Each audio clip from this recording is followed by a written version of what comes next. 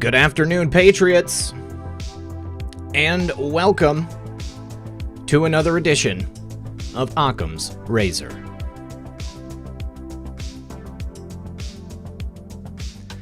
As always, I'm your host, RP. Joining me live in the studio is my good friend and co-host, M3, Mr. Methods.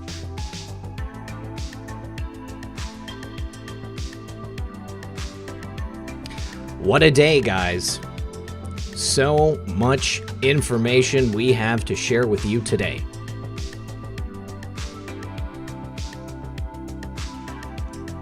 Do me a favor.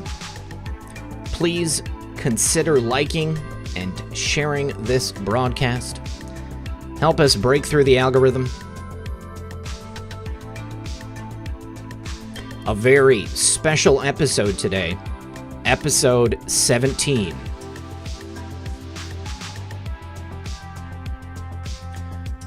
Please press F in the chat for Herman Cain. Rest in peace, Herman Cain. You did great work.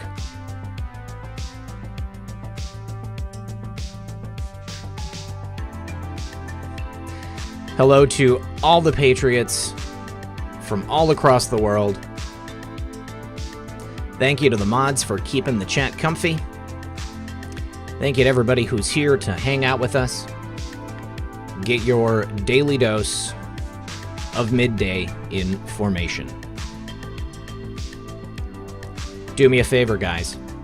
Sit back, relax, grab your popcorn, and we'll be right back after a brief word from our sponsor. When you see what's going on in our country right now, there are plenty of reasons to be concerned. Social unrest is making life very uncomfortable, and it could quickly get worse. On top of that, a second wave of CV-19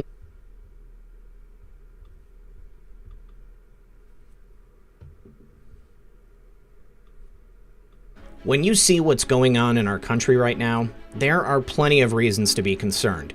Social unrest is making life very uncomfortable, and it could quickly get worse. On top of that, a second wave of CV-19 through the Dem agenda is threatening to devastate our economy and our way of life. Are we going to have severe food shortages this time? Will supply chains get cut off if people can't work? What if we can't go to the grocery store anymore? Well, these are realistic dangers, so don't let yourself be unprepared. Here's what to do right now. Go to preparewithredpill78.com and start building your emergency food supply. The experts at My Patriot Supply are the only people I use and trust, and you can too. And right now you can save $100 off a full 4-week supply of delicious, nutritious meals the whole family will love. My Patriot Supply makes it easy to be prepared at all times, and saving $100 off a life savings 4-week supply of food is too good an opportunity to pass up, because the second half of 2020 is going to be wild. Go to preparewithredpill78.com and get ready now. That's preparewithredpill78.com. Do it now, because when you support my sponsors, you support this channel. All right, thank you very much to My Patriot Supply. Something is going on with my monitors. I'm going to have to fix it after the show. But Methods, what's going on, brother? Hey, not a whole lot, man. Just still breathing that sigh of relief after having a successful first show over on my channel. I was going to say, congratulations. It was an excellent show. You guys did a great job. And I loved all of your graphics. So big ups to Bree for hooking you up there, dude. It was good stuff. Hey, I appreciate it, and thank everybody who's in the chat. I did kind of steal some of your mods, so don't hate me and don't hate the player. But well, they've got a proven track record, so I don't blame you. Oh, yeah, it was a no-brainer. But, yeah, thank you guys, everybody who tuned in and checked it out, subscribed and stuff like that. We had a lot of fun, and I'm already looking forward to next week. But, hey, man, we're in Occam's Razor right now, so let's get to it. This is it. Occam's Razor is the name of the show. Real quick, I just need to say thank you to Natural Lady 17. She said GOP leaders LARPing RP Sandra Jones 2020. I don't know what that means. Are we talking about, like, Mitch McConnell? Mitch McConnell is LARPing. I haven't seen any stories on that yet. But also, Kara Bloomfield, thank you very much for that. So the first thing we wanted to say today, guys, as I mentioned in the introduction, Herman Cain. Herman Cain, a conservative firebrand. He had run for president in the past. He had been the president of the NAACP, if I'm not mistaken. Maybe I'm wrong there, but I was pretty certain that he was. But basically, he has been a conservative commentator in recent years. And unfortunately, he passed away from the COOF, the CV-19. And I hadn't heard that he had it. I hadn't heard any information about that. It was just kind of a sudden thing, you know, and I think that once we learn more, then we'll be able to get back to you guys about it.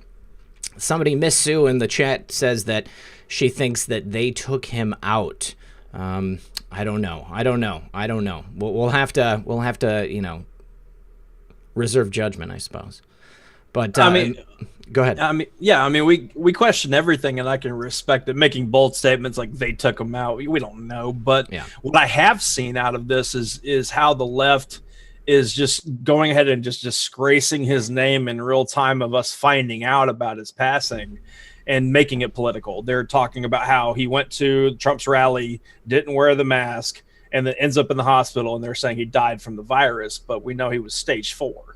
It was stage 4 cancer. That's right. You know? Yeah, colon cancer, somebody said. Right. So just watching that's kind of, you know, it does put a bad taste in your mouth to see them just immediately go to that point.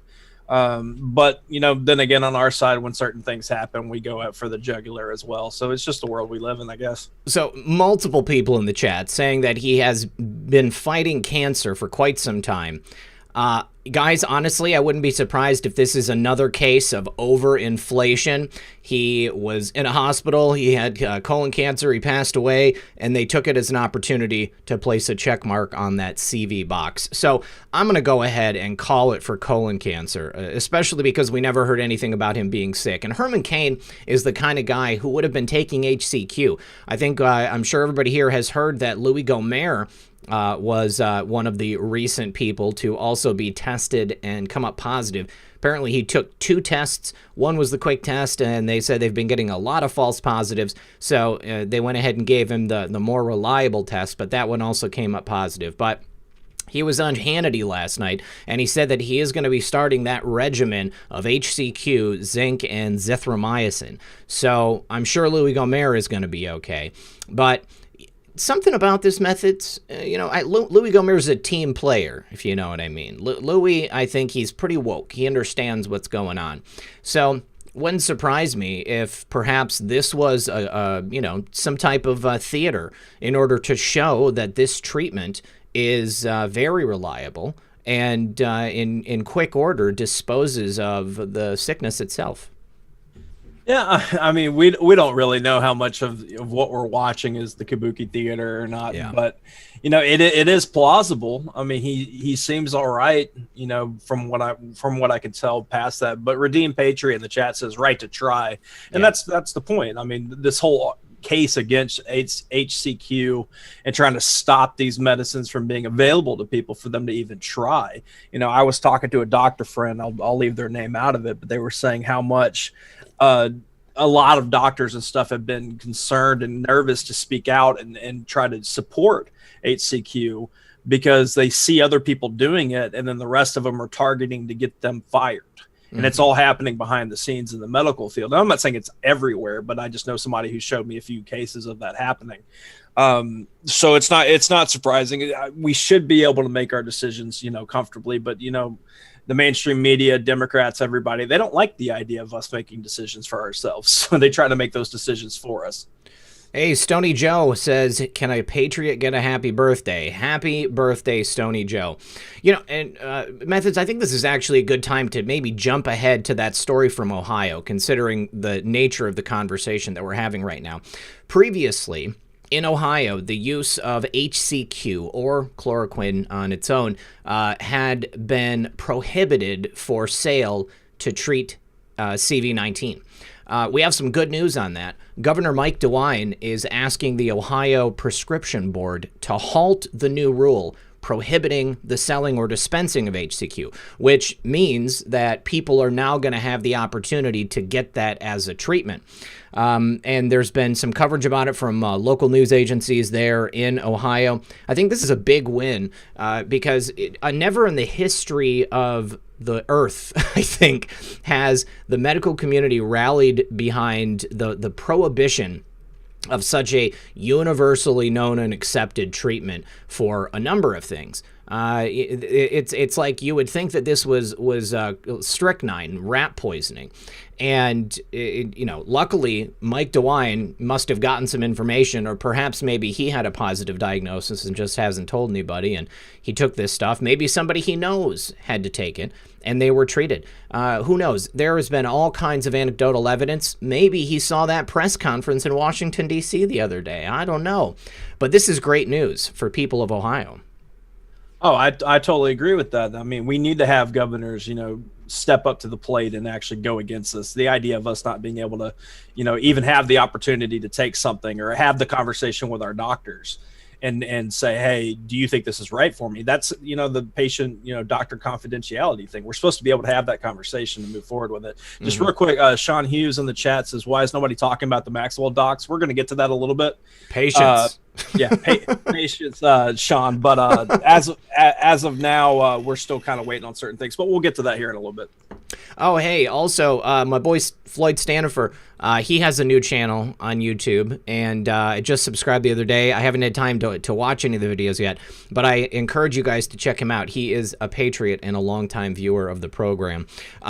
Also, somebody earlier asked if we could have term limits for the mods. I want to address this because, I know all the mods. So, I know that I can trust them to mod in the way that I want them to.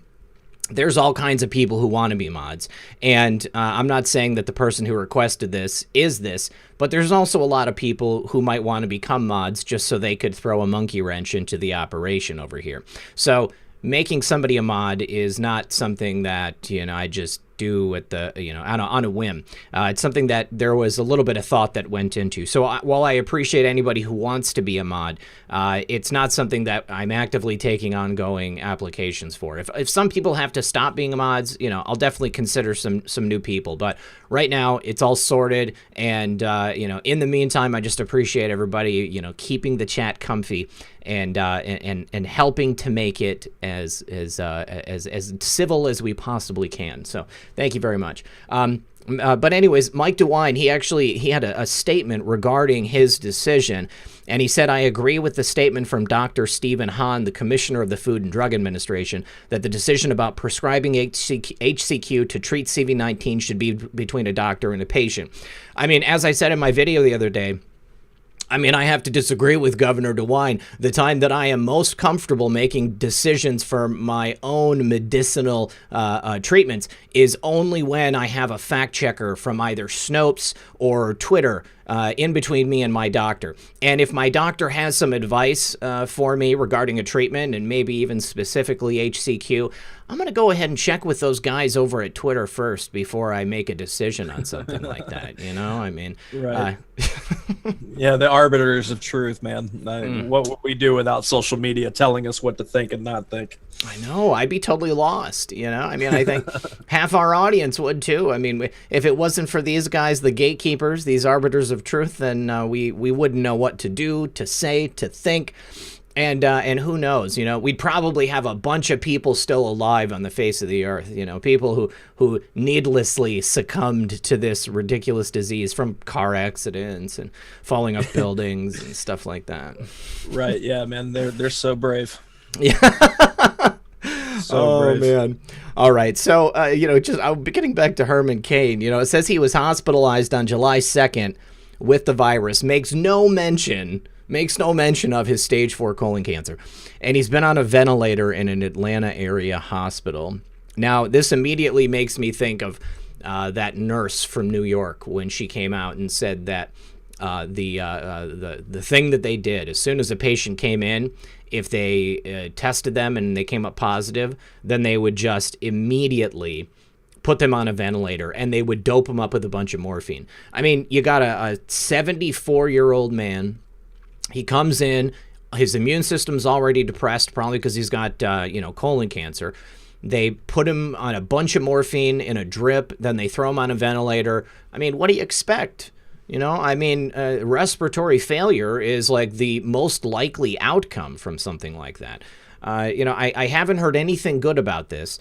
And the only time I've heard about ventilators is, you know, in terms of how they're the incorrect way to treat this sickness. It kind of makes me angry. But, you know, God bless Herman Cain, and I want everybody to pray for his family and everything.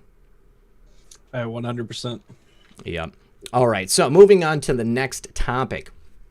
I'm sure you guys remember when Ricky Gervais hosted the Golden Globes. It was probably one of the most memorable award shows that I've ever seen. Generally, I think they're shite. I think they're total crap. No reason to watch the Golden Globes or the Emmys or the Oscars. It's a big Hollywood stroke fest, okay? They're just there for each other. Their egos are, you know, getting petted and getting bigger by the moment. You have these long-winded speeches, people admonishing you at home, us, for not caring about the environment enough, or, you know, not buying the right model Tesla, whatever it is. They use it as an opportunity for a bully pulpit, okay? Pretty annoying. Well, after Ricky Gervais hosted the Golden Globes, and he was just savage, so savage to all of these Hollywood elites, told them everything that he thought about them. The fact that it's ridiculous that they get on stage and shame people. The fact that, you know, they basically just stroke each other's egos. That's all that they're doing. Well, he had a show called, what was it called? I forgot. Afterlife. And it's a good show. It's on Netflix. I know. But it's on Netflix. And I cried, okay? I cried watching it. It's about this guy who his wife has cancer. She passes away, and they were best friends, okay? And their lives revolved around each other. So what she does is she records herself giving him advice, like telling him how to act after she's gone. And instead of following that advice, he essentially just like folds in on himself and hates the world. And he's like the most sarcastic, like, you know, angry man in this little town. And of course he, you know, falls into the bottom of a bottle, starts doing drugs and stuff. But spoiler alert. Yeah, spoiler alert. I mean, you learn, this is like the first episode, okay? I mean, it's not much of a spoiler alert. But the thing that made me cry was the relationship with his wife. I mean, Ricky Gervais is a good actor when he wants to be. He conveyed a lot of emotions, and I think it was pretty brave of him to go up against the Hollywood machine in the way that he did at the Golden Globes.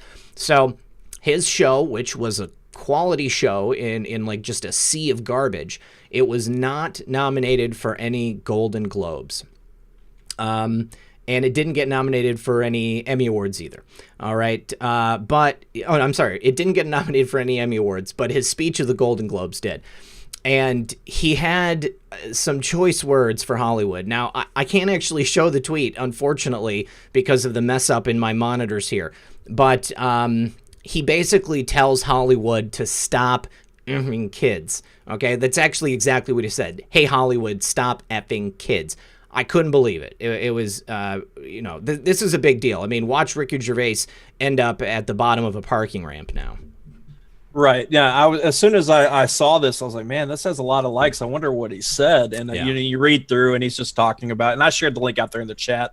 But he just that casual. Oh, by the way, stop doing that. Yeah. It's just it's so on point. And the fact that somebody like Ricky tweets that out, people are going to see it, obviously, with how much it's been shared. Mm-hmm. You know, that topic is very important. It's very important to this community that we have here, especially here at this chat. Like we want that all to stop, and we want people to be held accountable.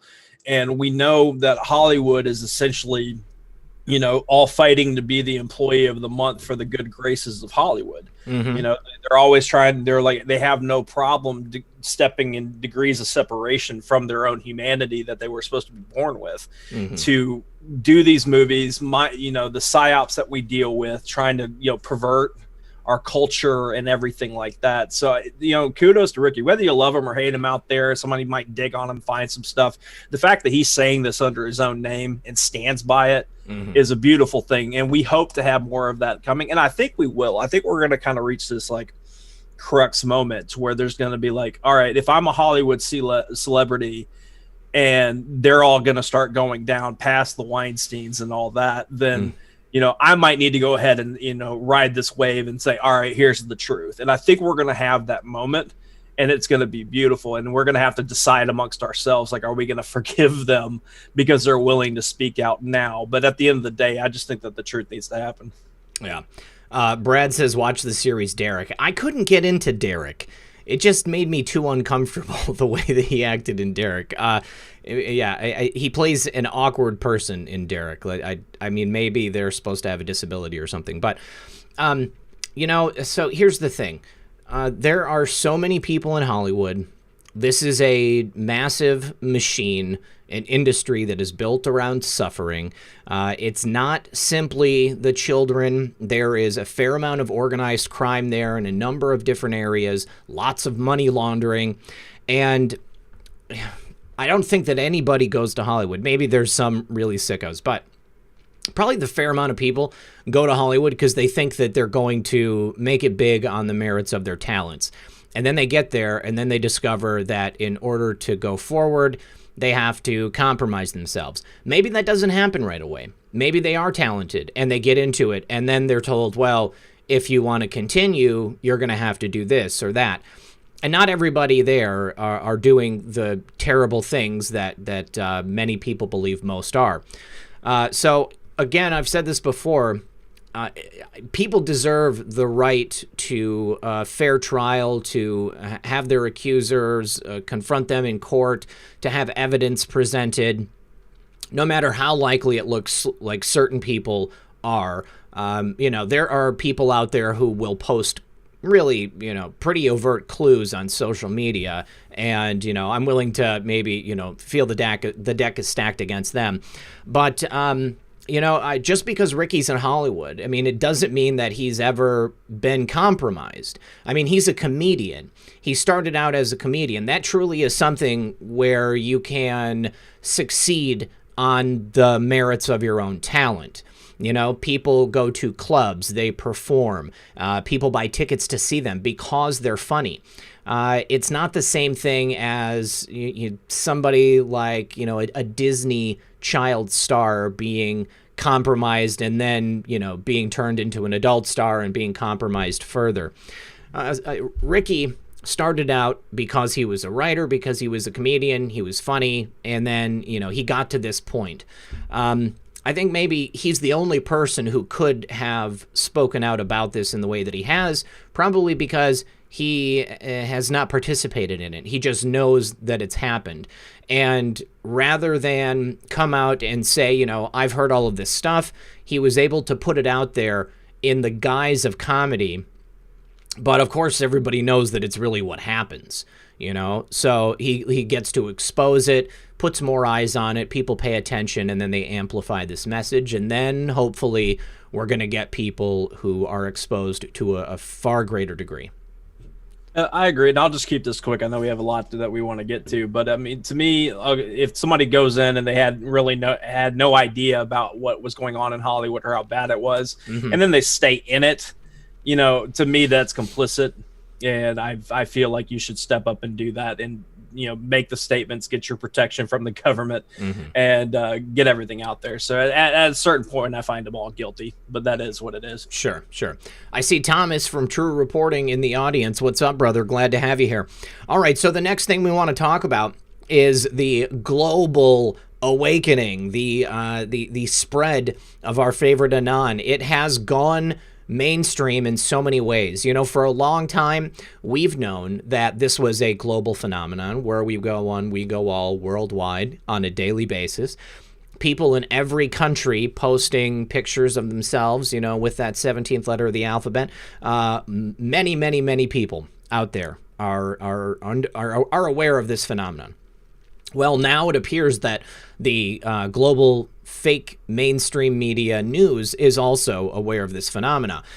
Just last week, covered an article talking about how they're now understanding that what they've done to silence this, to crush this rebellion, if you will, it hasn't been good enough. And now there's all of these stories popping up talking about how this unfounded theory is popping up all over Europe.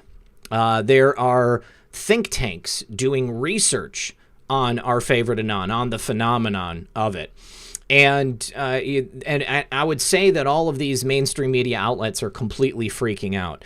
But they always begin the same way: a baseless claim about a trafficking ring in Washington, D.C., in a pizzeria. It's always tied back to that, even though it's two separate things. You had the release of all of those emails, you had the revelations contained in there, and then 2 years later, we have somebody dropping information, and it just happens to also be, heretofore unknown information. So really, we've got two separate phenomenons, but just the same group of people who are interested in researching and finding the truth. But they always have to tie it back to that to discredit it, because you had the shot heard around the world, the famous errant shot that hit the only computer in the building and also only hit the hard drive, destroying any evidence that might have been on there. But this is pretty amazing to see. I mean, they've basically admitted that you can't put this genie back in the bottle. And I think that they are preparing themselves for the moment when basically everyone on the face of the earth knows that this information is real, that this phenomenon is actually happening, and their days are numbered. Yeah, absolutely. Yeah, you kind of could see the narrative. They have to add a little bit piece by piece. It took them forever to mention 8chan. They would call it 4chan, as where our favorite Anon would post. And then when 8kun showed up, they just didn't even mention it for months. They didn't want to talk about it.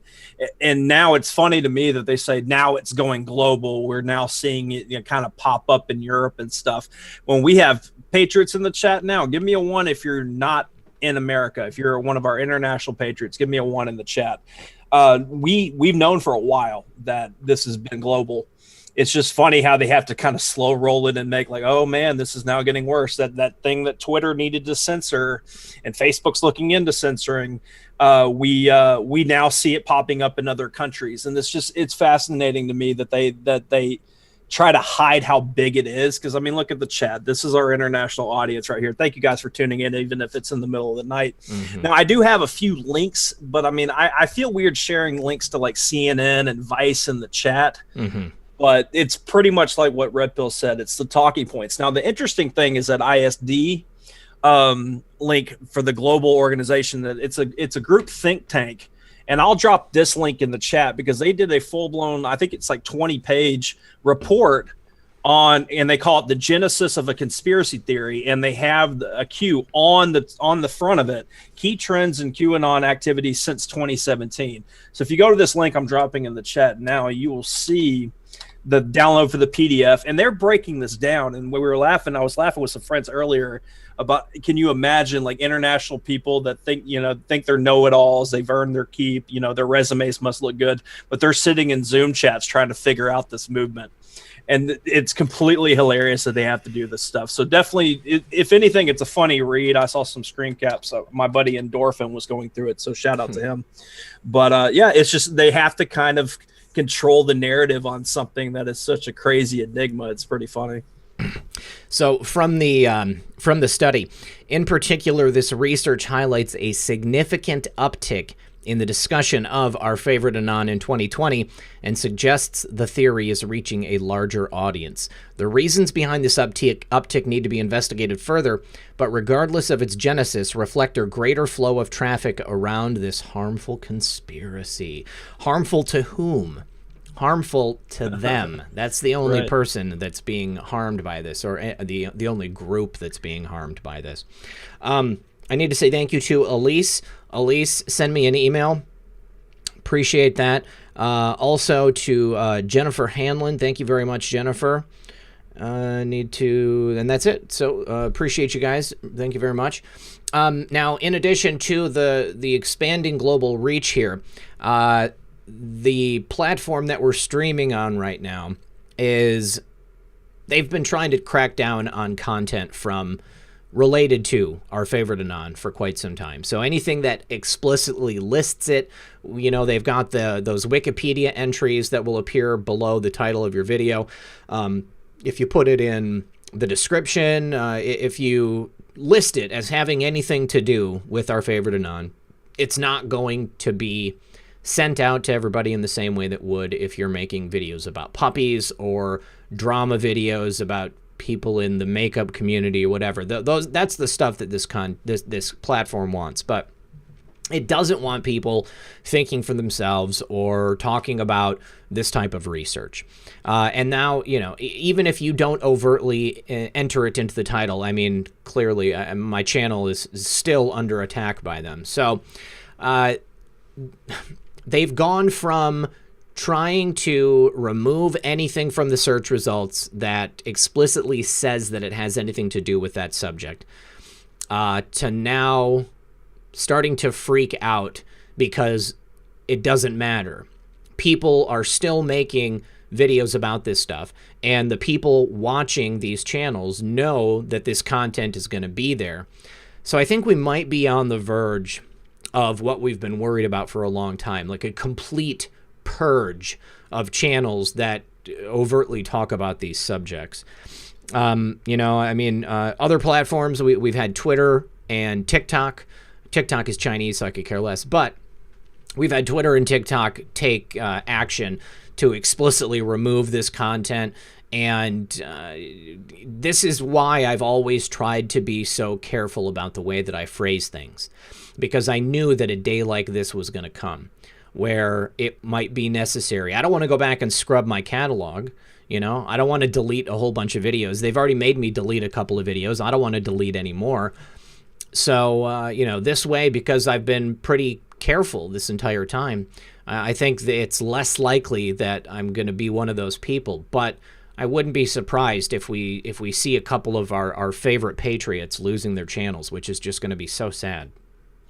Yeah, it's they're going to have to take it that far, because, like, if they're even admitting it in these articles that they can't, like you said, put the genie back in the bottle, then they're trying to justify taking us down, you know, en masse. And I saw an article, and I didn't give it to you earlier, and I don't have it available now, but I think it was Daily Dot, and they absolutely, you know, they're just even almost worse than the Daily Beast. Okay. They were doing an article on how Twitter did its purge of accounts that are tied to our favorite Anon, but how that wasn't working. And they were tracking all the accounts that got taken down, insert names here, that had, you know, pretty decent, if not major followings, and how they were kind of being reshared under their new names. And they were doing the math, and they said that they've already accrued X amount of more followers. So they're basically tracking these mainstream, not even mainstream, but these lefty news sites are tracking all these new accounts that we know. Like, we know Joe M's back. I'm just not going to say which one here on air. Yeah. But, like, they're tracking them all and doing the math and probably reporting as well. It's that petty because they know it's that bad. They know that we are such a big, I'm sorry, I see on my screen a standing ovation for Obama's speech at the eulogy, and it's just anyways.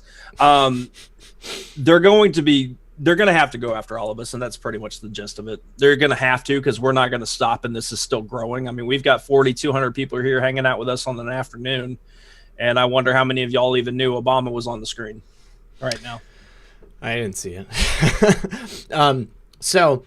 What's funny is that, I mean, they have our tactics down.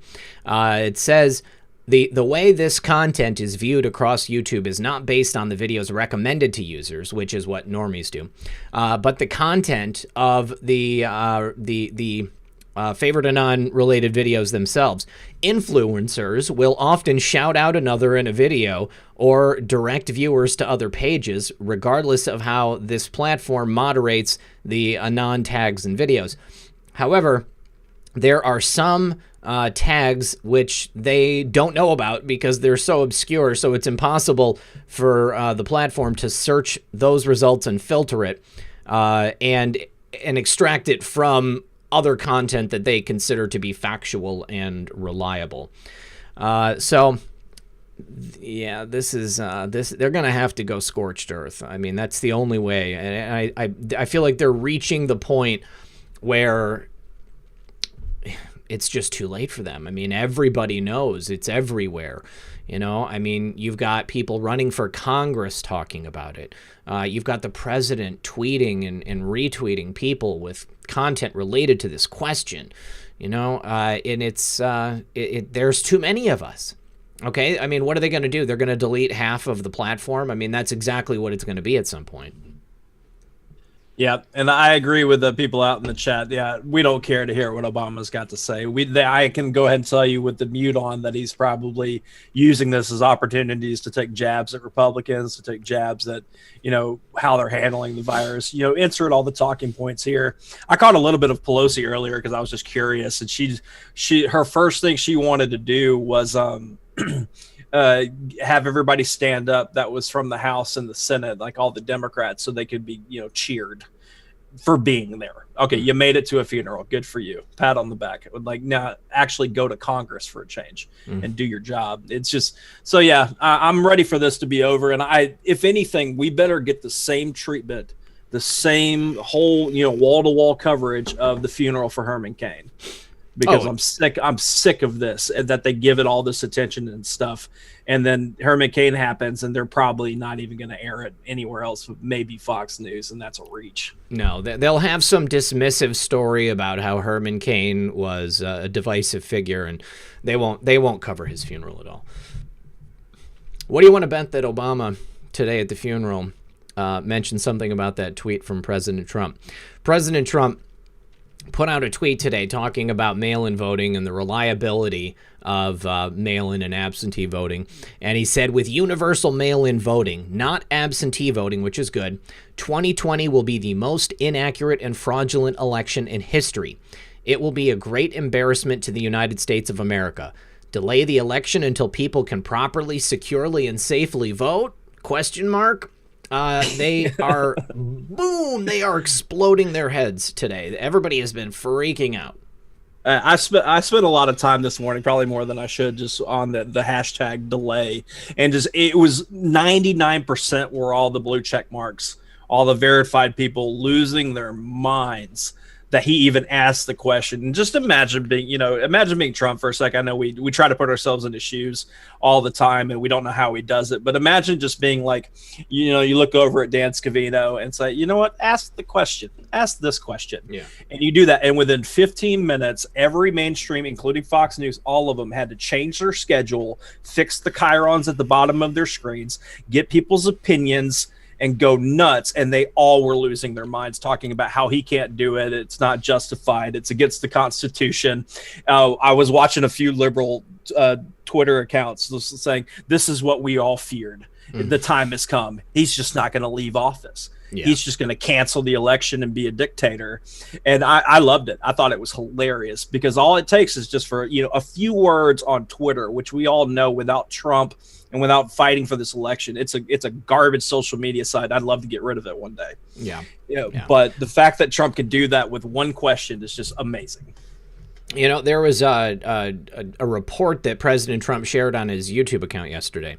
A local news station, I don't know what state it was, but they did an experiment and they mailed out 200 mail-in votes. So they took one set of 200 and mailed it out from a bunch of different post offices and mailboxes. And then they went out a week later and they mailed out another 100 from a bunch of others.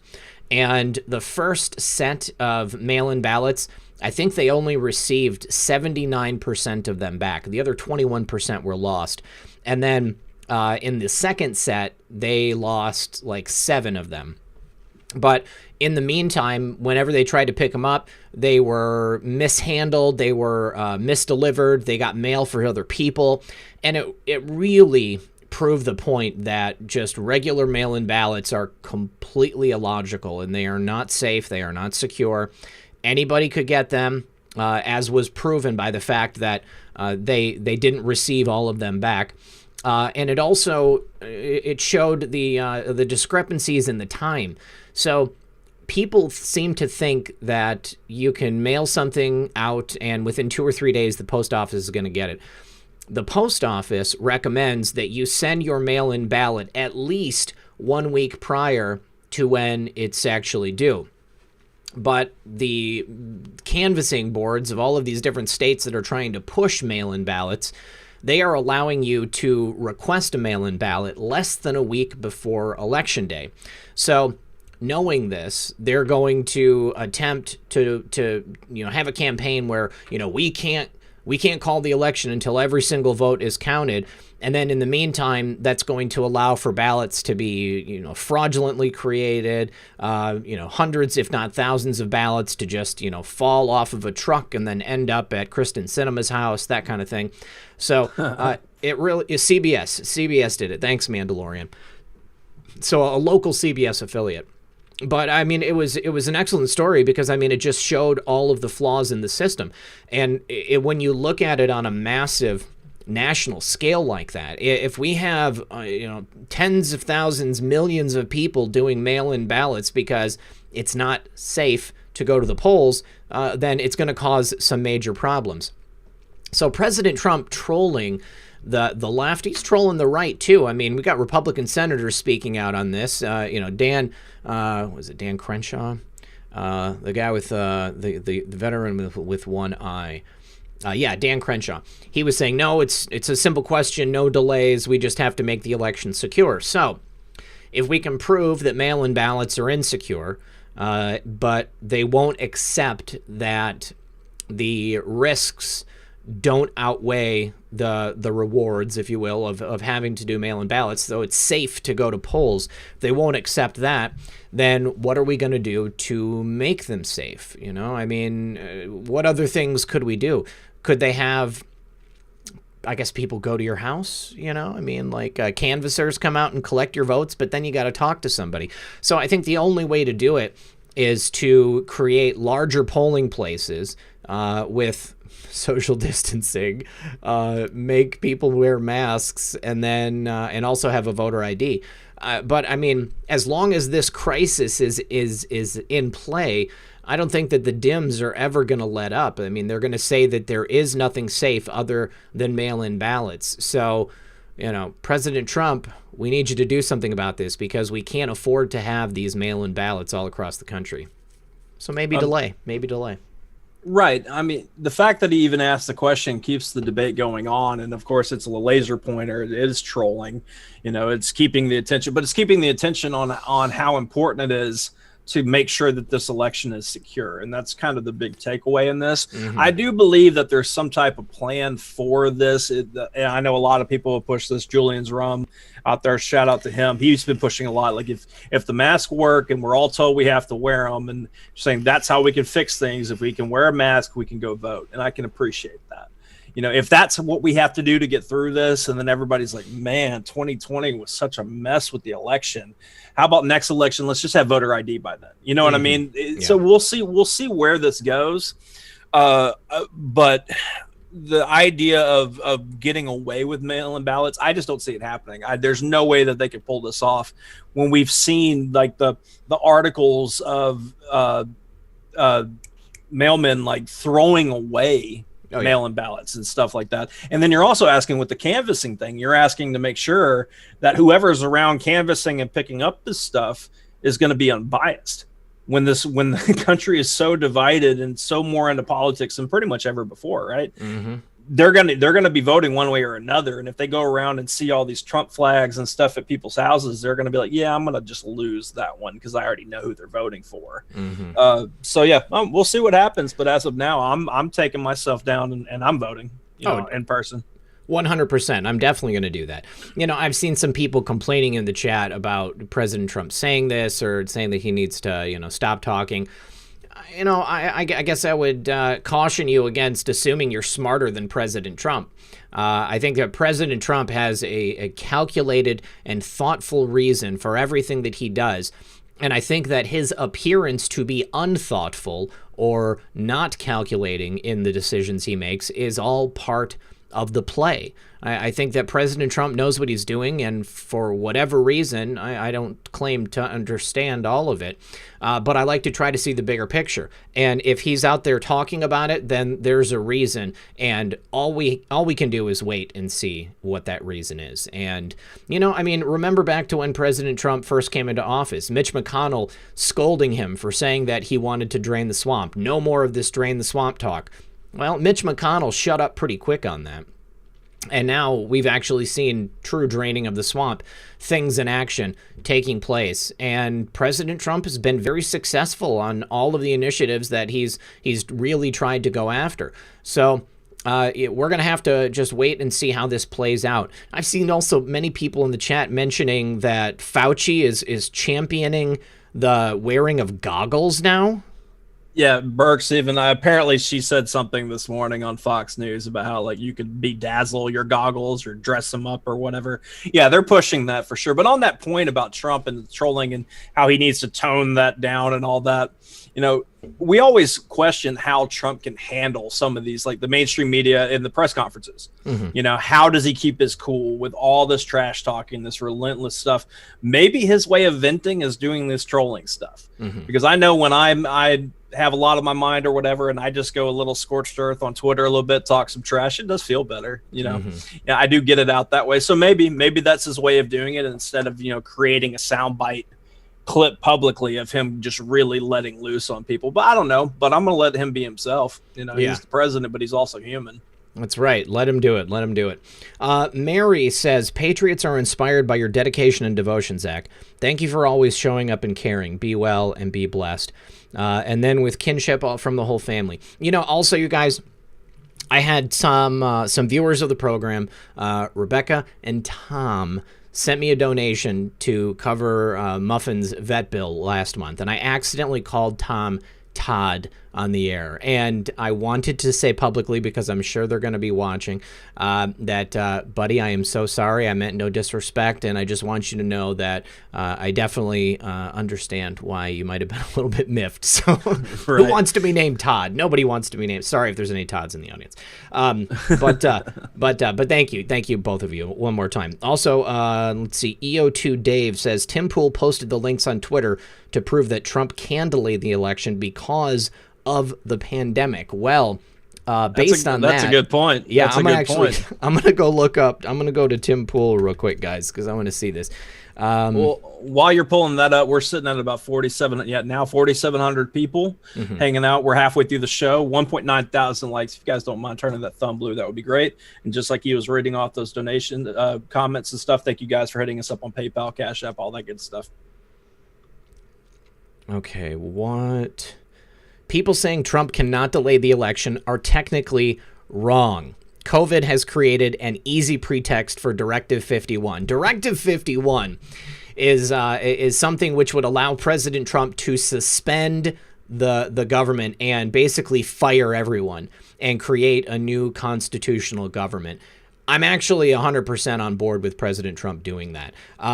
If he was to do that, it would be, I mean, things would be chaos, basically. People would be up in arms, and it might be enough for the coup plotters to go with a nuclear option, a military option. But from Directive 51, he can do it in the case of a catastrophic emergency, meaning an incident, regardless of location, that results in extraordinary levels of mass casualties, damage, or disruption severely affecting the U.S. population, infrastructure, environment, economy, or government functions. Also, continuity of government, COG, means a coordinated effort within the federal government's executive branch to ensure that national essential functions continue to be performed during a catastrophic emergency. So President Trump, quite honestly, could suspend the election and enact this little guy right here, Directive 51. I kept wanting to say Area 51. So, I mean, I actually, I've seen Tim talk about this before, so I'm actually down with it 100%, but it would just make liberals' heads explode. I would love it. Yeah, if we shifted into that timeline, our shows would be a lot more fun than they are even now covering that stuff, because it would definitely be interesting. And Crash out in the chat says she loves us. Yeah, we love you too. No Cuomo. Yep, no Cuomo. James, thank you very much for that, James. I appreciate you, buddy. Also, another James said, Red Pill, we should do the oath live. We'll go ahead and do that this weekend. And then that's it. That's all I got. So the next bit of news on the agenda, and just to be clear, we've got so much news to go over. I don't know that we're going to be able to get through it. So we've got a full schedule today. John Brennan. We all know John Brennan, former head of the Clowns in America. He had previously been reported to have lost his security clearance. President Trump requested that he lose his security clearance due to his behavior and actions. And I believe I heard at that time, Methods, correct me if I'm wrong, but that they never went through with it. That they kind of just initiated it publicly and suggested they were going to do it. But then it never was, reported. And I think he was actually out there kind of gloating, saying that President Trump threatened him, but that he didn't actually do it. Well, it looks like they actually did it. And the reason John Brennan found out is because he was trying to get access to classified information so he could write his memoirs. And then he couldn't access any of the information. He just tried to walk up into a skiff, and they were like, hold on, Mr. Brennan. I'd rather read the walls of like rest stop bathrooms instead of reading his book. I mean, that's just ridiculous. And thank you, Jojo. Okay, I had a great time with the first show too. Yeah. But I'm dropping this link to what Red Pill's talking about in the chat. And one moment, I just had my browser reset. So his forthcoming book is called Undaunted: My Fight Against America's Enemies at Home and Abroad. Wow, that's just layered with subtext there.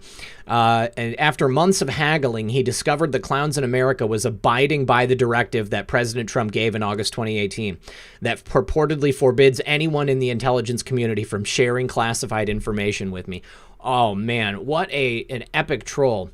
I was super stoked when President Trump gave that directive back in 2018, and I was more than a little upset to learn at the time that supposedly nobody had gone through with it. But I suppose it's the kind of thing you don't really know is happening until that day you try to go pick up some classified information from the grocery store and realize that all of your former friends at the Clowns in America are no longer authorized to give you any of that classified information. Pretty sweet. Yeah, anytime Brendan has a bad day, I'm all for it at this point. Just if you could just read his tweets and you could just see how he's just seething over everything going on. And I mean, naming your book Undaunted, I mean, I'll be nice. I'll be nice and not say anything else about it. In the face of adversity, I'm still persevering. Oh, man. So the Clowns in America declined to comment on the article for the Washington Post because Washington Post actually reviewed some passages from the book. It's coming out October 6th. Might be fun to read a little bit of that book on air and just do like a live troll of it.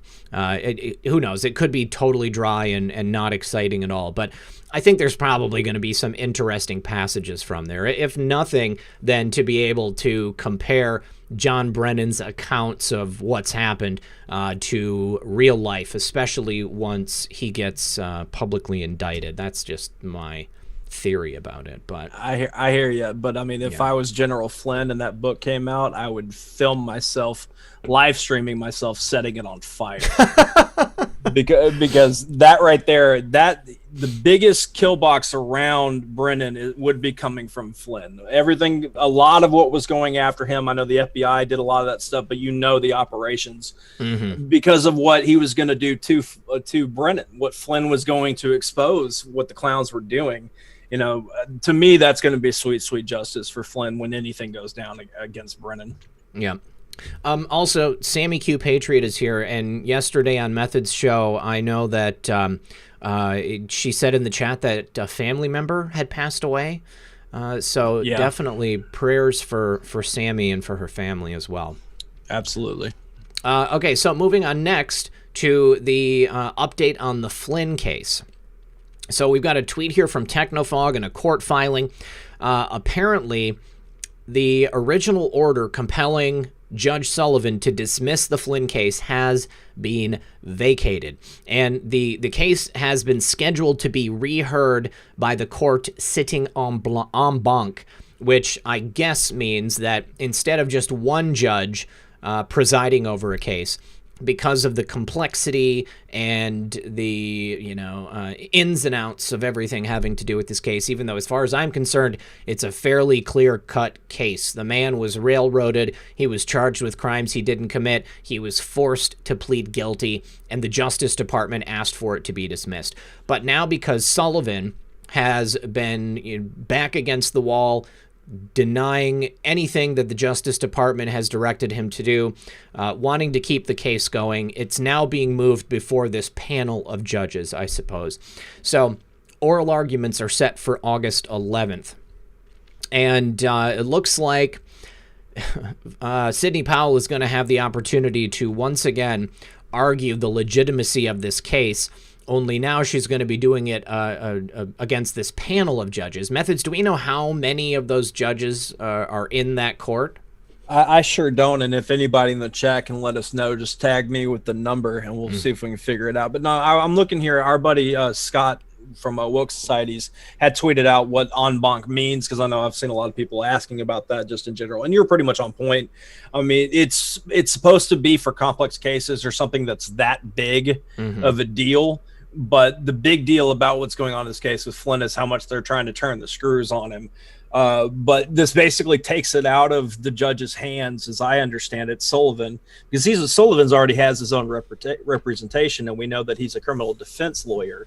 He or she, I think it might be a she, that's now with him. So they're going to be making their cases on this stuff going forward. So, all right, I'm seeing numbers all over the place. So 19, 3, 11, 17, 11 in the panel. Multiple people saying 11 in the panel. So I don't know. We'll go ahead. Yeah, we'll figure that out. But let me see. Yvonne asked, can I please have Jeffrey Peterson on a Friday or Saturday night show? I'll do my best. I've got no shortage of people to interview on the show, guys, so I generally am scheduled out like a month or two in advance, and I've got people I'm still trying to fit in, on a weekly basis. So things are in flux right now, but I will do my best to get Jeffrey back on the show. He's been on the show twice already, and I wanted to have him back a third time, but things had changed for him in his life, and he was unable to do any more interviews right at that time, so perhaps in the near future, we'll be able to get Jeffrey Peterson back on the show. Absolutely. Really, really like Jeff. He's a very intelligent guy. He's had many, many crazy experiences and run-ins with the Arizona Mafia and more, Mexican cartel. So, yeah, I would love to get Jeff back on the show. Well, speaking of organized crime, remember we had reported that the judge in the Ghislaine Maxwell case was deciding on whether or not to release the information, the evidence from Ghislaine's deposition, a 7-hour deposition. And she had decided to release that information. And then it was decided, I believe Monday, that it was going to be released by today, Thursday. Well, now it has been delayed yet again. So Maxwell's... let me not... As I understand it, and it's really hard because everybody's trying to cover this case and you kind of get different bits and pieces. The plan per the judge was Thursday, as in today, they were going to release some and then the rest be planned for Monday. Yeah. But from this article that I'm dropping here in the chat, not to step on what you were about to say, Red Pill, but I'll just keep going with it. There's a last minute appeal by Ghislaine's defense. And they're saying, all right, we'll honor it, but you've got to bring us some type of reasoning by Monday. Otherwise, we're going to dump this. Because this judge, one thing, I don't know this judge's background. I don't know much about it. Or at least I'm not refreshed of memory on it. But this judge seems hell-bent on getting this information out. Yes. So I'm looking forward to it. Judge Loretta Preska. So let's see. She's in the Southern District of New York, but let's look a little bit deeper into it. Who appointed her? She was appointed by George H.W. Bush. back in 1992. She is not an Ivy Leaguer, which is good. She went to the College of St. Rose, Fordham University School of Law, and NYU School of Law. Let me see. So just looking at some notable cases, a couple of terror-related cases, Microsoft, Bloomberg versus the Board of Governors of the Federal Reserve System. In 2009, Prescott presided over this suit sought under the FOIA Act to require the Federal Reserve to divulge the names of private financial institutions that received $1.2 trillion in bailout money, along with the types of amounts of collateral provided. On August 24, 2009, Prescott ruled against the Federal Reserve's attempts to block the release of the recipients' names. Right there, I'm already sold on her. I like that. Very, very good. She's all about it. I mean, there's a quote in here in this article that basically kind of summed it up. But yeah, she definitely wants this information public. I think she sees enough of the smoke that there's fire there. The fact that Ghislaine has been fighting this ever since this was in court. I mean, what was it, last year when they were trying to get this information to come out publicly? Ghislaine was totally against it.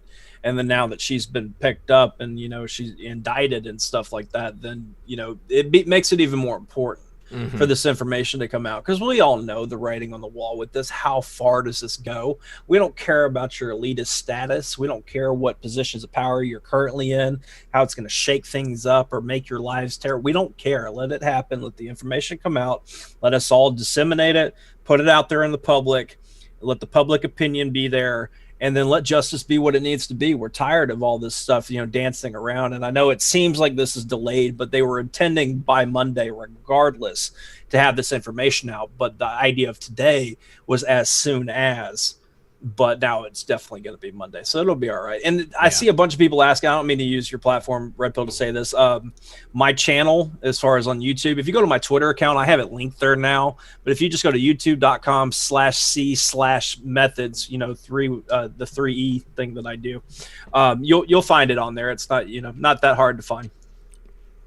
Also, what's up to Hog and White Hat? Just saw them in the chat for the first time. So good to see you guys. Okay, so we're going to move to Chicago now. So to Chicago from New York. There is a deputy police chief there who was very recently promoted. His name is Chief Dion Boyd. He's a 30-year veteran of the Chicago Police Department. And he had just been promoted less than 2 weeks ago.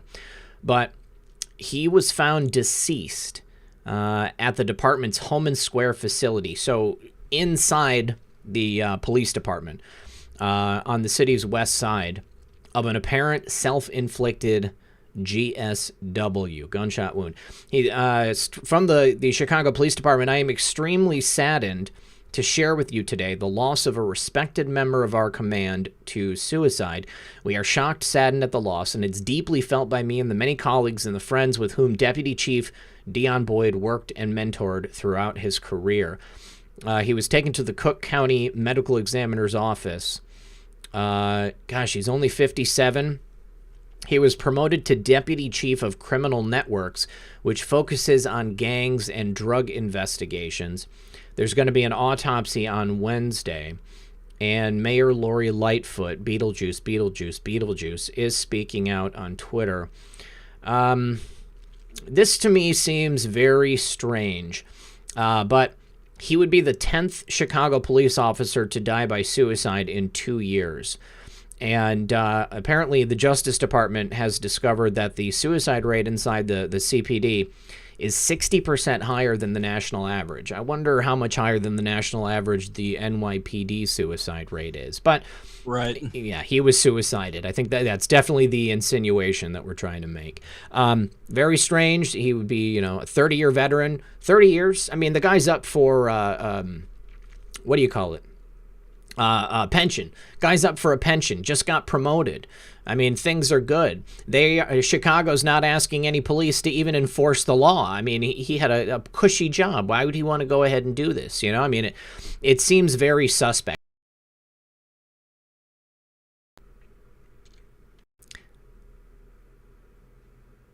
I think you're there now, bud. Okay. And the fact that, COVID suicide. And the fact that it happened inside the police department, I mean, there's all kinds of things that could have happened there. I mean, and let's be honest, I mean, police, who's going to be in a better situation to fake a suicide except people in the police department? I mean, this is the kind of thing that they probably think about. If you're a crooked cop, because, the vast majority of police officers are good, hardworking Americans. They want to uphold the law. But you get to a big metropolitan area like Chicago, New York, LA, and there's going to be a lot more crooked cops in those areas. And especially, think about the movie The Departed. Have you ever seen that, Methods? Oh, yeah, I love the movie. Absolutely incredible movie. But the whole plot of the movie is that they take a street thug, they put him through the police academy, and then they got a mole inside the police academy for the mob. So, I mean, that's happened in real life. I guarantee you that's happened in real life. And more than likely in a place like Chicago. I mean, big gang activity there in Chicago. I've heard crazy stories about police in Chicago leaving crates of guns in alleyways. Okay, you're not allowed to have a handgun or any gun in Chicago, but lo and behold, you just got crates of weapons that just show up out of nowhere. And, I mean, people have seen police leave them. Why would they do that? I mean, this happened under the Obama administration, but I mean, it's the kind of thing that probably doesn't just stop. It leaves a lot to be considered when you're thinking about this stuff. So I don't believe that this is going to be a suicide. Hopefully that autopsy will reveal something. Right, and we're talking about Chicago, man. I mean, it's one of those things that I try to always just step back, and especially with the show being called Occam's Razor, what's the most realistic statement about it? Because, he's been there for, 30 years, probably seen some stuff, probably been through a lot. We don't know his personal life. What's going on with that, maybe the pressure of taking the new job with everything going on. We don't know. But with that said, we're talking about Chicago. And we're talking about how they're pretty much at war because of Beetlejuice, their mayor, being against. I love how we casually say that, and most people, if not everybody, gets it. Beetlejuice. But since she's essentially at war with Trump as far as having the federal intervention on what's going on there in Chicago, it's not surprising to me that this would happen. And let's say that this guy got the position, got the job, and then he wasn't going to follow along, and he agreed with Trump in the situation. And then their MO there is to, assisted self-deletion of this person. So I don't know. It is definitely sketchier because of the location and the fact of how many times this happens in these cities, like you said, with New York and all that. Yeah, most definitely. So all kinds of crazy stuff. Somebody in the chat also asked if Herman Cain was dirty. Not to my knowledge. I've never heard anything bad about Herman Cain. I mean, Herman Cain, as far as I'm concerned, was a conservative American patriot, and I've got no reason to think otherwise. So let's see. Moving on. These next couple articles are about sports, and I'll be honest, I don't have the firmest grasp on the sports world, but I can understand this story. Well, the NBA, we know very well the cozy relationship the NBA has with the Chinese Communist Party, going so far as to ban their players and employees from showing support for Hong Kong, from stopping people watching the NBA from getting jerseys that say Free Hong Kong. I think they relented on that, actually. But now the NBA, looking for their next 7-foot, 8-foot Yao Ming type player, they are opening a development academy in Xinjiang, where most of the athletes apparently are Uyghurs. Uyghurs are one of the subsets of populations in Asia that the Chinese government is keeping, I guess, penned up in concentration camps, essentially, and getting forced labor. Not the same ones that they're harvesting organs from. That's the Falun Gong. But I'm sure if they find a good kidney, they're not going to let it go to waste. If they happen to be a Uyghur, they're still probably going to use it. But if this is where Yao Ming is from, maybe that's they've got a historically larger person that grows up there. Do you know anything about that, Methods? No, I mean, this was interesting to me. I didn't know anything about the development academies over there in China, but I did know that they do have, a growing, Chinese basketball trend of them playing over there. I know they're huge fans over there of the NBA itself, but them having these development quote unquote academies, and I've just from reading through the articles a little bit about it, they were very violent. It's training these people like they're training for war, but we're talking about basketball. So I mean, even like hitting players like in the face point blank with the basketball type stuff, like they take it very seriously and a lot further. And this is going to become a problem because as this is coming out, the NBA is going to have to answer to this because this is too far. This is getting into, because you brought up the Uyghurs and the stuff that's going on with them. You now have them directly tied 1 degree, if not in 0 degree, to the NBA. And that's a problem for them. And they're going to have to deal with it. So, but also, we'll see what more comes out of it. The fact that the Chinese academies are beating and abusing their players, the NBA needs to be called to denounce this. They have to, because we're talking about physical violence and hurting people, and essentially it's involved in the slave trade at this point because of the Uyghurs. So yeah, I totally agree with you on that, and it is what it looks like to you. I know you don't follow sports. It's not a coincidence that Red Pill decided for this to be towards the end of the show. It's definitely more eye-opening on how far this goes, because they make so much money off the NBA. You have to think Nike's over there making stuff. All this connections to China itself, because they willingly will send NBA players there during the summers to basically perform, in a sense, like play games with the Chinese, the Chinese people. It's a modern day minstrel show, basically. Right. They go, but they love it. Like, I would argue that there's bigger fans of the NBA in China almost, than in the US, especially at this point, because a lot of people are upset with the NBA. But China really loves them. Well, I mean, here's the thing. China was devoid of Western culture for so many decades. When they finally opened up the doors and allowed for Western films and sports and all of that stuff to come in, the Chinese people were ravenous for it. Imagine if you, for your entire life, all you've been able to watch is, communist propaganda telling you how to be a good comrade and a good, a commie stooge. And then all of a sudden you have access to something like Sports Ball and maybe some sitcoms or an American action movie. This is why it is so big over there, because quite honestly, they can push the worst garbage to the Chinese population and everybody's going to see it. They only allow something like 34 American movies per year, 37 maybe, to come to China. And you better believe that every single one of those movies are probably going to be seen by a good portion of their 1 billion or so, residents of China. So they love American culture because they were starved of it for so many years. And now they also, with opening up their communist system to some type of regulated capitalism, still communist, but they have regulated capitalism. You got a lot of people who have gotten very wealthy on the backs of much of that very inexpensive labor. So you've got these people, this upper class, this new upper class in China that just has money to burn. Okay, very, very wealthy.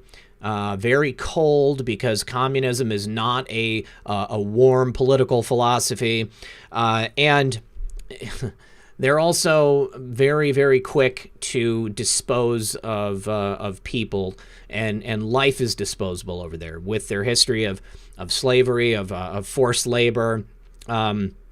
If you are in a car accident in China and it's your fault and the other person is injured, you're responsible to pay for their medical bills.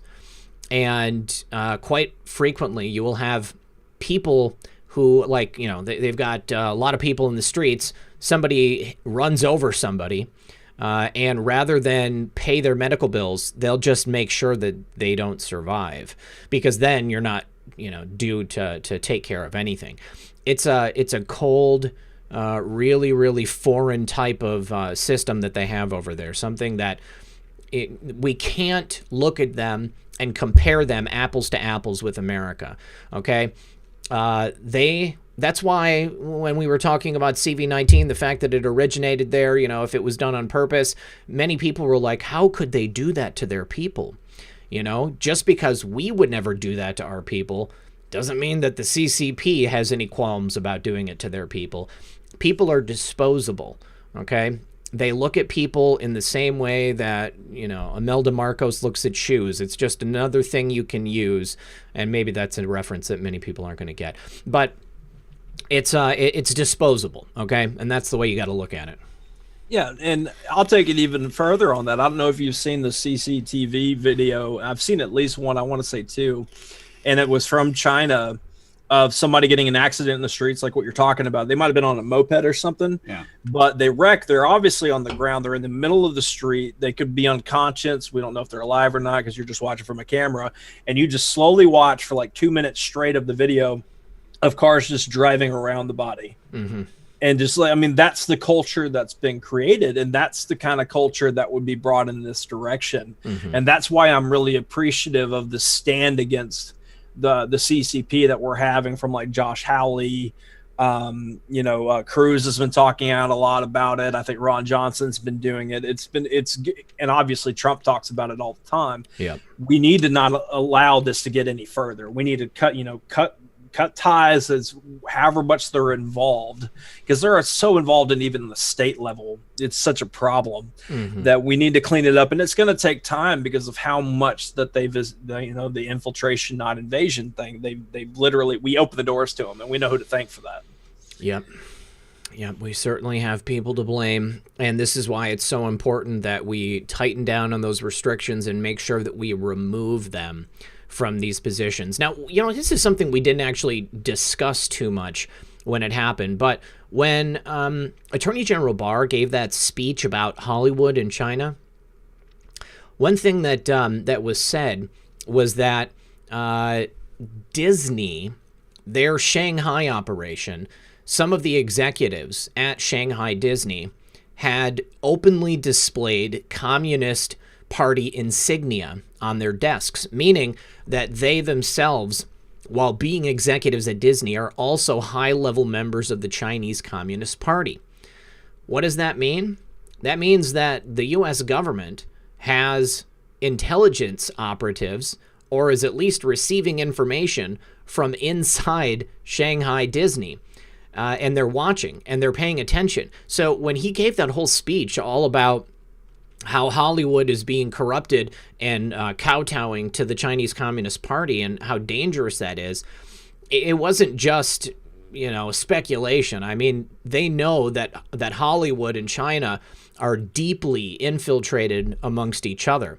I heard a rumor yesterday that Disney, due to the situation with this sickness right now, is in a very precarious financial situation. That part's not a rumor. They definitely are, because all of the money that they would otherwise be making, not only from films, but also merchandising deals, television royalties, music soundtracks for their movies, all of these revenue streams have completely dried up for Disney and for other film production studios. And then not to mention the movie theaters. I mean, they might go out of business altogether. AMC, which is half owned by China, is in a really bad situation. But they recently did something in the government. President Trump, I believe, signed an executive order, something about American companies helping China, and how they could forfeit their money and possessions related to those businesses if they are helping China rather than serving America. If a company has a business that operates in China, it has to be owned by a majority share by the Chinese government. So Shanghai Disney is like basically 51% owned by the Chinese government and 49% by Disney. So they have an operational park there in China, which is in league with the Chinese government, half owned by the Chinese government, and they have no revenue coming in. So Disney is in a position now where it may be forced to sell off its Chinese operations because they're going to need operating capital to keep running their American operations until they're able to start filming again. It's a really interesting thing. And the very fact that the American government is paying attention and knows that they have Chinese Communist Party members working as executives at Disney in China, it means that they are paying attention to this and that this order by President Trump could actually be put into action and Disney could be put into an even greater precarious position financially. And it just makes you think how many other companies also are doing business in China and have facilities that are owned in a joint operation with the Chinese government. I mean, you mentioned Nike before. Nike is famous for their Chinese factories. So many different clothing and shoe brands. And, not to mention the computer companies and technology companies making processors, making phones. This could be a really, really big deal if the United States government starts reappropriating the possessions of these companies because they've been doing business in China in a way that hurts America. Yeah, I mean, we've been set up over the last multiple decades for China to be building up as much as they have and how much they control situations like your, entertainment, like things like Hollywood and, sports and all that stuff. So having this going on now during this Kung Flu, the theater thing is the big part of that because there's a lot of money that goes through Hollywood. You have to think about how, one movie, especially when you think about the Marvel movies and stuff like that, how much revenue is specifically geared towards being in the theater. How much do they lose if they then go to on demand? Because then you're going to be opening the door to the torrent world, and people are just going to rip the movie, especially when they're like, all right, if Disney's tied to China and China did all this, I'm not going to pay for this movie, and more people will be inclined to grab it. Yep. They need to make that 70% or so that they make off of each theater financially. So this is definitely hurting them a lot more. And when you think about if you think about how Trump and his entire administration has to roll things back that was done over decades, well, you just go in the opposite effect of what they were doing. If we're giving more to them financially, we're now going to be taking away from them financially. And whether the virus was convenient or planned for, or, the white hat, black hat argument about it, I mean, regardless, this is ultimately going to really hurt China because the best thing for Trump to do is allow for America to take care of itself. Right. And that financially builds up our market and it shuts out China.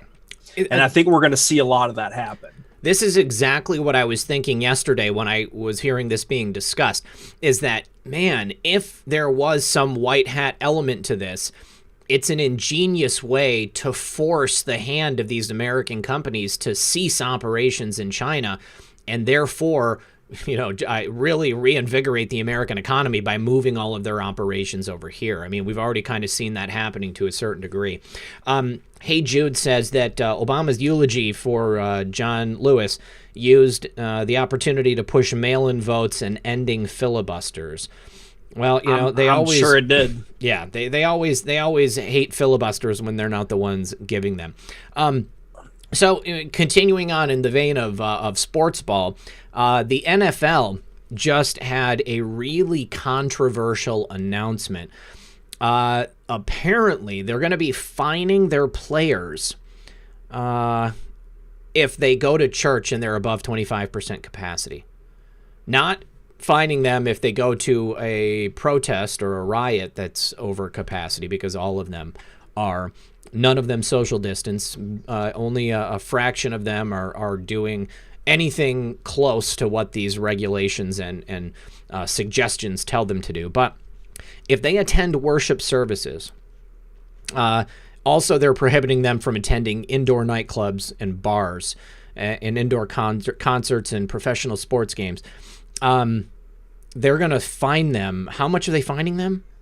I don't know. I didn't catch that part on how much, but yeah, the fact that the churches is really, if we know about this as being the battle between good and evil, yeah, then the targeting of the church is just such a big deal for them. They have to somehow shun us from being able to go to church, and that's why when we talked to Mark Taylor this past weekend about how we believe that online church services or even like Zoom meetings like this are going to be a big future when it comes to church in general, because until they get away from, having to answer to the government because of the nonprofit 501c3, that they're under, we're going to keep seeing these kind of things happen. Okay, so the fines can range from anywhere from $5,000 to $70,000. This is just one of the most ridiculous things I've ever heard. I mean, nowhere in there does it mention other large groups of people, specifically talking about Portland or, other cities, St. Louis, places where things are just really out of control. Now, the NFL actually released a tweet in support of peaceful protests. And, it's one of the more hypocritical things that I've seen coming out of the sports world. You can't worship, you can't have a personal relationship with God in the context of going to a church service, but it's okay to be in a crowded city square, probably setting fire or throwing projectiles at a federal courthouse. That is fine. That's fine. But $70,000 if you go to church. Yeah, that's what I'm saying. Churches should just call themselves protesting against evil or the devil, and then go do it anyways, and then take it all the way to the Supreme Court, because this is how it's going to get. It's going to have to get fixed on the legal side of things. I've been holding on to this comment for a while from the chat because I really like it. It's from Styles, all caps, meaning serious. I love this chat. So many informed, refreshing. And I just definitely have to say that, even though now I have my quote unquote own chat on my channel, I know a lot of people from here were over there. This is the best chat I've seen from any channel. You guys are great. Like they said, definitely informed. I get to watch the conversations happen, and it's definitely great. So, thank you guys for all being here. Yeah, most definitely. I really appreciate you guys. It wouldn't be a channel without you. So thank you for being here. Okay, so we've only got a couple of minutes left, but there was a situation. An Arizona Republican Party's head was suspended just a week before the primary. So again, getting into the idea of election interference. I've never heard of the head of any Democratic Party office anywhere throughout the country having their account suspended or deleted or removed, and especially not within 1 week of the election. This is just so incredibly obvious what they're trying to do. It's stunning to me that they continue to do it and they continue to get away with it. And Jim Jordan was on Tucker last night, and Tucker really pressed him, I mean, he said, all of these things that you're saying are fine and good. We're looking at Section 230. Okay, so what are you going to do about it? When are you going to take action? Because the election interference is happening right now. You've got people who are unable to have the same level of respect and dialogue online due to these social media tech giants subverting conservative voices and not going after Democrats. And it just keeps happening, and they do it because they know that they can get away with it. Yep, I mean, it's not surprising. And I know we talk about how they're trying to hurt the election for Trump with the censorship going on social media platforms. But this also, how important it is. I mean, if Soros is dumping millions into these local and state elections, it's that important, right? So if they could suspend somebody under a bogus thing a week or two before they have their actual election on a state level, that's silencing them, and they can't do their marketing, at least on that platform.